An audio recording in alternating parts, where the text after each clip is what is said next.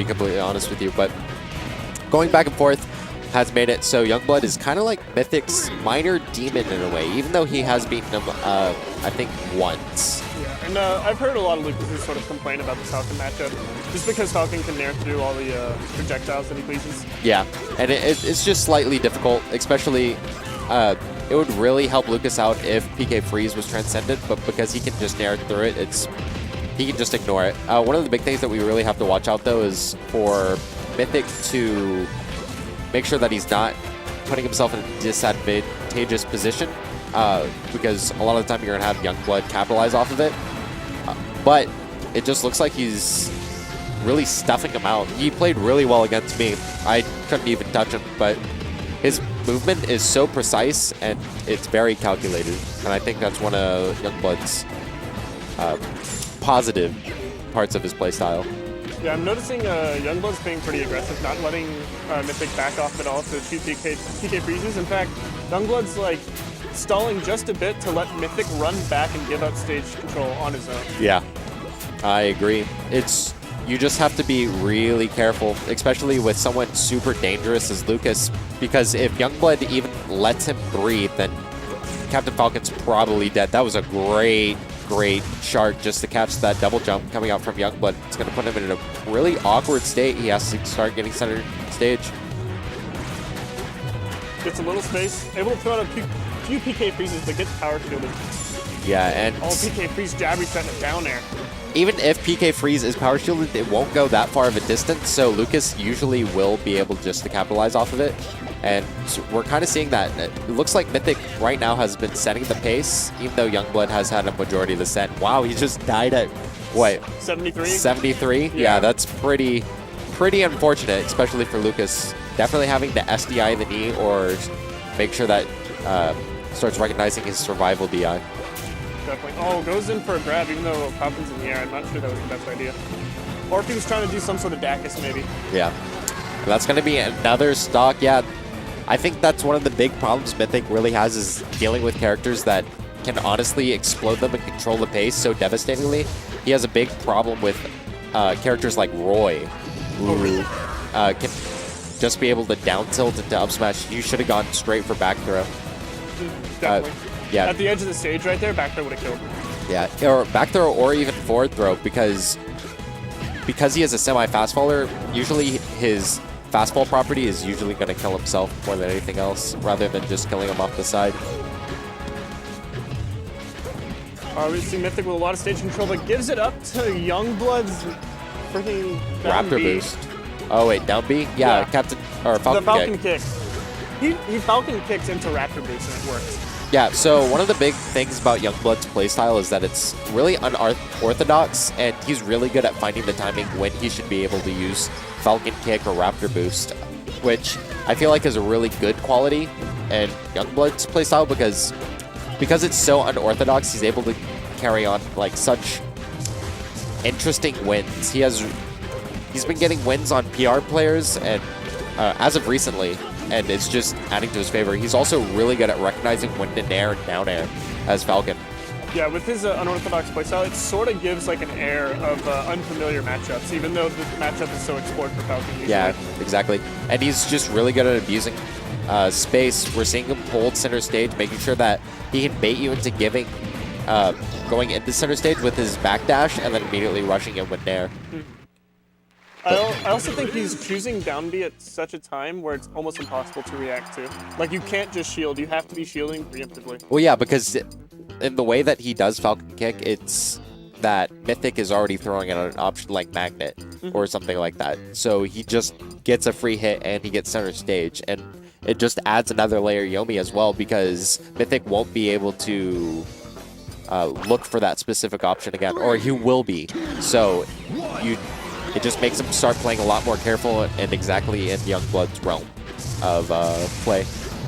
Yeah, and it gives that mix-up of, oh, is he going to down B, or is he just going to run him and grab my shield? Yeah. Oh. Right. Giving a lot of damage, but misses that magnet. That would have dragged Captain Falcon off stage and maybe got a back air as well. Yeah, exactly. And minor inconsistencies like that is definitely going to cost you, especially even though you built up all that space, with a character like Captain Falcon, you can't let him live. this matchup is a very back and forth set because both have a really hard time controlling or winning neutral, but once they do, they should zero to death each other free. Falcon's zero death is admittedly a lot easier than Lucas's. Yeah. But it's at a certain skill level that shouldn't even matter. Yeah, so the combo game is a lot easier, but the grasp and neutral is a lot harder because you have to make sure you're mastering one of the hardest conditions in the game, which is dash dance. So if you're giving up too much space, or if you're dashing back at the wrong moment, or dashing forward, you're going to be finding yourself getting punished for it. And that's one of the things that we have slightly been seeing from Youngblood, but he's been able to keep control with a majority of his punishes. Mythic's been doing a really good job in finding the magnet as well.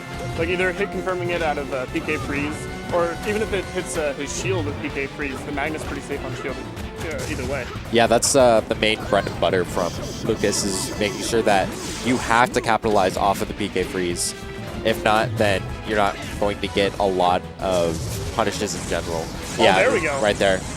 Yeah, DI wrong on that magnet and you're dead. And this is the lead that Mythic needs. That one full stock, but do that jab. Yeah, fortunately for Mythic, Youngblood misses that regrab, is able to retain the neutral position. Oh. What a devastating knee. And that's what happens when you DJC. Youngblood just immediately goes punishes with the knee, and he already loses his jump. And because of poor DI, as we usually see from Mythic, he's not able to live.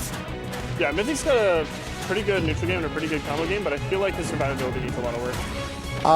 Yeah, somewhat. I feel like his neutral's definitely not there in a lot of regards, because he's not really controlling the pace. If his neutral was the best, then this should somewhat be a blowout, especially in this matchup, because Luca's definitely having a lot of pluses. He shouldn't be able to even let Captain Falcon breathe, but we're seeing that right now. Yeah. Well, Falcon does have a thing where as long as Falcon is in, it's so hard to set up PK freezes. You have to get really good get-off me options like Magnet. Yeah. Well, that's what we're saying, is that if Falcon is in that close range, Lucas definitely has the tools to get out of it. Yeah. Like we're seeing, Nair out of shield, super, super good. But the fact is that Mythic's punishes are super lacking, and he has to keep winning neutral exchanges constantly. But with Youngblood, he just needs to win one or two, and then your stock's gone. While Mythic, he's already won one neutral 5 or 6 times during this whole stock, and it's finally even game. So Mythic is definitely making himself work just due to his own inconsistencies. Yeah. I also see Mythic, like, just retreats to the edge of the stage so quickly. Yeah. Like, I feel like he really wants space, but by the act of going back so quickly and so frequently, he's actually giving up more space than he actually wants. Well, exactly, because if you're going to start giving up space, then that's literally not what you want to do. You always want center stage in this game. In any fighting game, any Smash game, you are always going to be wanting center stage. Oh, yeah, definitely.